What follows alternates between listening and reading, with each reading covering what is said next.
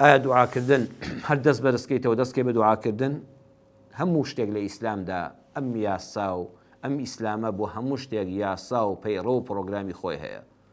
وهي دفرمي لسورة الأعراف آياتي 55 ادعوا ربكم تضرعا وخفية إنه لا يحب المعتدين. بپارێنەوە لە پەروەردگارتان ادعوا ربكم بپارێنەوە لە پەروەردگارتان بەڵام چۆن تضرعا بملکەچیەوە بەلاڵانەوە وخفية بە شاراوەیی إنه لا يحب المعتدين. بەڕاستی پەروەردگار ئەو کەسانەی خۆش ناوێ کەوا ستەمکارن کە دەست درێژی کارن.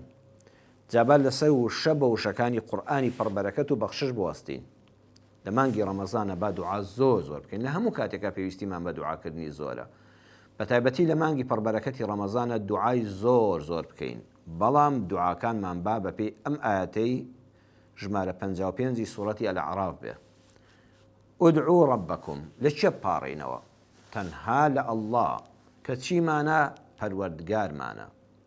ئەو پەروەردگارەی لە سەرەتای نەبوونمانەوە دروستی کردوین، ڕۆزی دەرمان هەر ئەڵڵایە، شافی نەخۆشیەکانمان هەر ئەڵڵایە، بەدیهێنەری ئامانجەکانمان هەر ئەڵڵایە، واتە بە عەقیدە و بیر و باوەڕێکی تەواوەوە.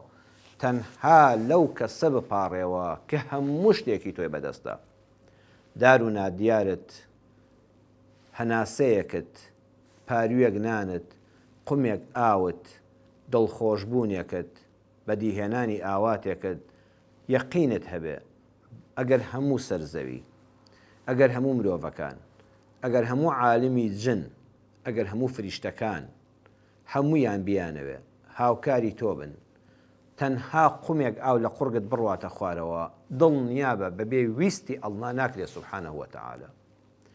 هەموو گەردوونیش بیەوێ زەرەرێکت لێ بدە، ئەوەی لە گەردونە لە مرۆڤ و لە جنۆکە و لە ئاژەڵەکان و لە حەشەرات و لە میکرۆب و لە ڤایرۆس و هەمووی بێوێ زەرەرێکت لێ بدە. ئەڵڵا سوبحانەه وتەعالا مەیلی لەسەری نەبێ و ئیرادەی لەسەری نەبێ و ویستی لەسەری نەبێ، دڵنیا بە زەرەرت پێ ناگە.